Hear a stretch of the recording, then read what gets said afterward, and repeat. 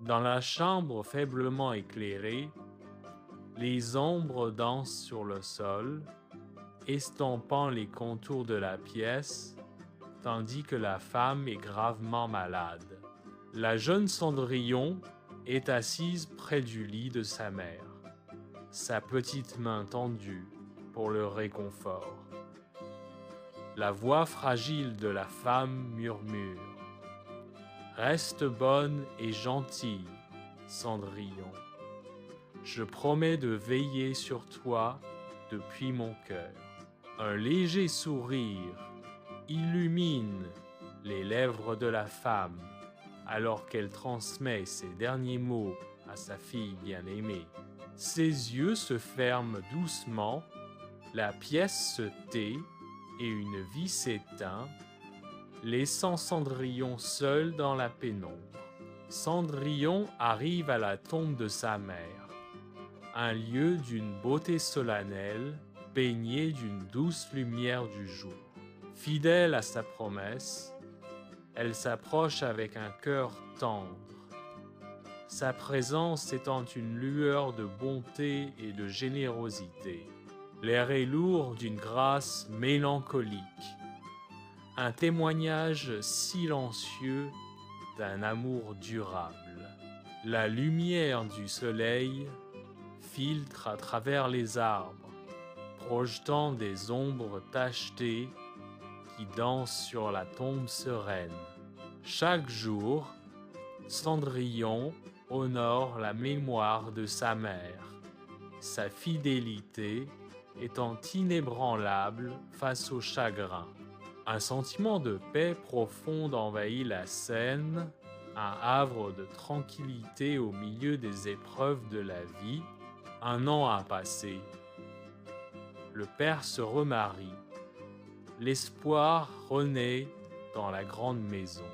Sa nouvelle femme arrive, sa présence modifiant immédiatement l'atmosphère de la maison, autrefois paisible. Les belles mais froides belles-sœurs lançaient des regards dédaigneux autour de leur nouveau domaine. Une cruauté tacite couve sous leurs apparences soignées. Une tempête se rassemble à l'horizon. Cendrillon devient la cible immédiate de leur animosité. Sa vie étant irrémédiablement changée par leur arrivée. Les belles-sœurs arrachent les robes radieuses de Cendrillon, leurs yeux brillent de malice. Cendrillon est forcé de porter une robe terne et grise et de lourds sabots en bois, son esprit s'assombrissant à chaque vêtement.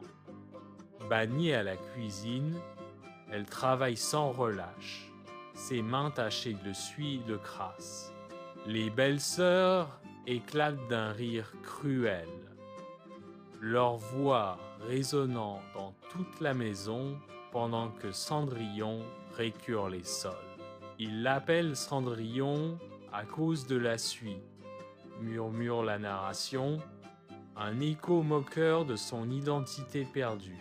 Les yeux de Cendrillon reflètent le labeur sans fin, un contraste saisissant avec le monde opulent qui lui a été volé.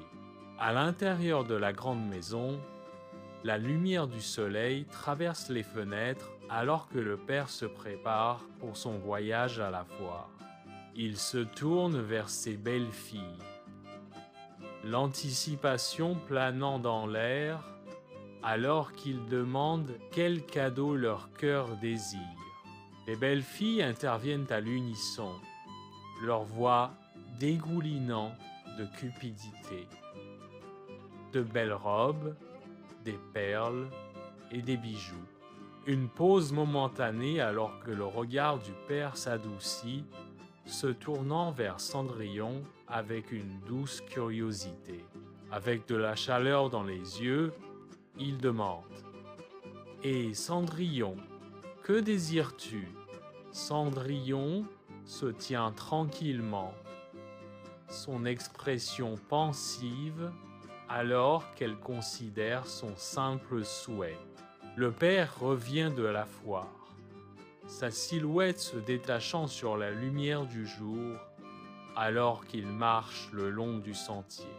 Une branche de noisetier chargée de feuilles effleure son chapeau, une touche fugace de la fantaisie de la nature. Il s'arrête, une expression pensive traversant son visage, alors qu'il cueille la branche de l'arbre. Avec un doux sourire, il rapporte la branche de noisetier à Cendrillon, un petit signe d'amour et de souvenir de la foire. Sur la tombe de sa mère, Cendrillon plante tendrement la branche de noisetier, une promesse silencieuse murmurée à la terre. Miraculeusement, la branche éclate, se transformant en un arbre radieux et florissant, baigné de lumière éthérée. Un petit oiseau blanc descend des cieux, messager d'espoir et de magie, ses ailes portant le parfum des rêves.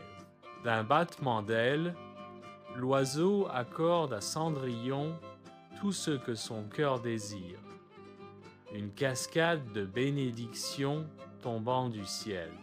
Ses yeux s'écarquillent d'émerveillement alors que les vœux se manifestent devant elle.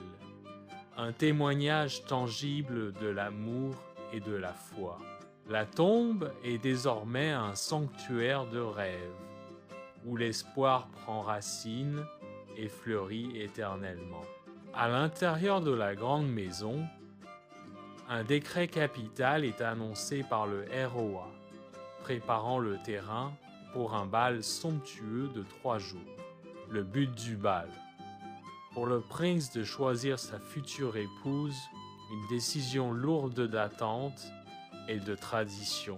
Ravi par cette perspective, les belles sœurs éclatent de joie, leur rêve de royauté soudainement à portée de main. Au milieu de leur excitation, ils se tournent vers Cendrillon, la chargeant de la tâche de les préparer pour le spectacle royal. L'expression de Cendrillon change. Un mélange de résignation et de désir silencieux, alors qu'elle accepte son devoir, ses propres rêves étant éclipsés par leurs ambitions.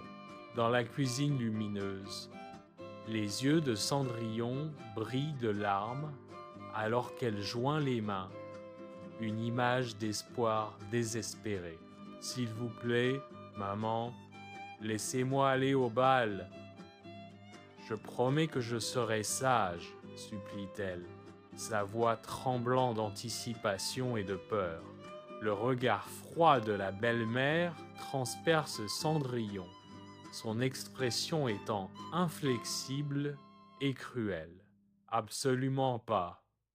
Vous n'êtes pas apte à assister à un tel événement, rétorque la belle-mère, brisant les espoirs de Cendrillon avec ses mots durs.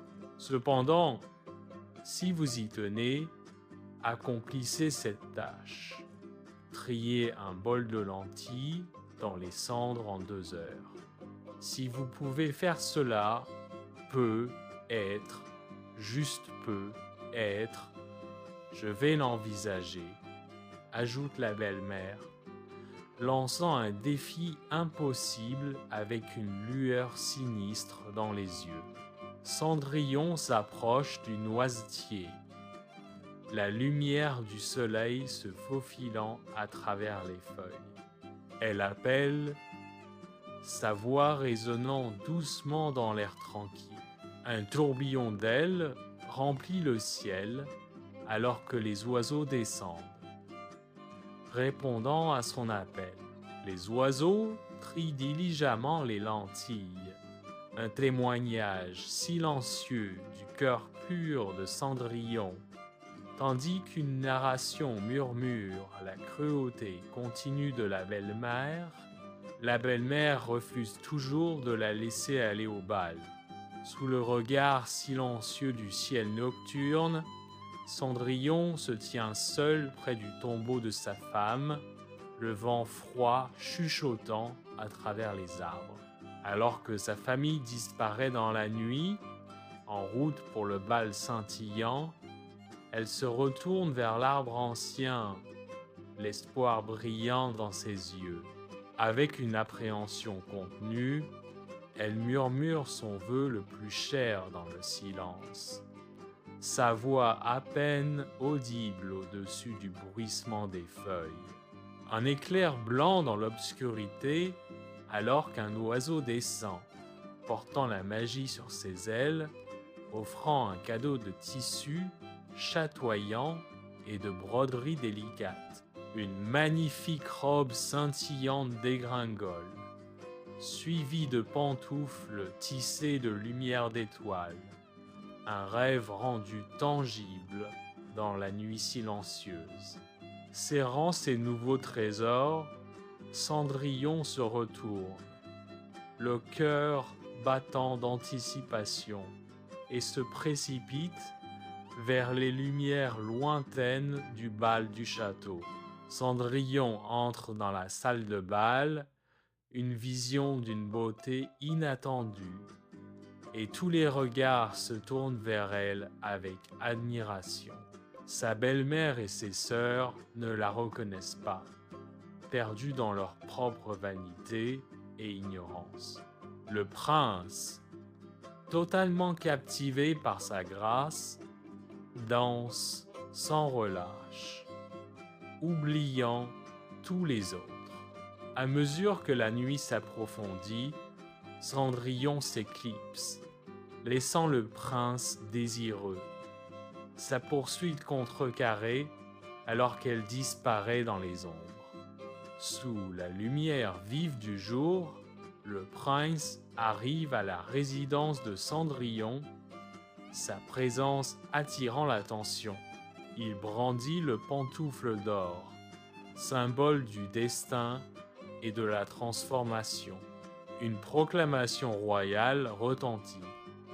Seule la jeune fille dont le pied correspondra parfaitement à cette pantoufle deviendra son épouse. Les belles Soueurs, leur visage contorsionné par un espoir désespéré, rivalisent avec enthousiasme pour la couronne. La frustration monte à chaque tentative infructueuse. Le rêve de royauté s'évanouissant à chaque essai raté. Cendrillon entre timidement dans la pièce, son cœur battant d'anticipation. Le chausson doré glisse sur son pied, un ajustement parfait qui scelle son destin. Le prince, les yeux remplis de reconnaissance et de joie, déclare : « Elle est ma vraie fiancée ». Alors que Cendrillon et le prince s'en vont, les demi-sœurs regardent avec incrédulité leurs espoirs anéantis.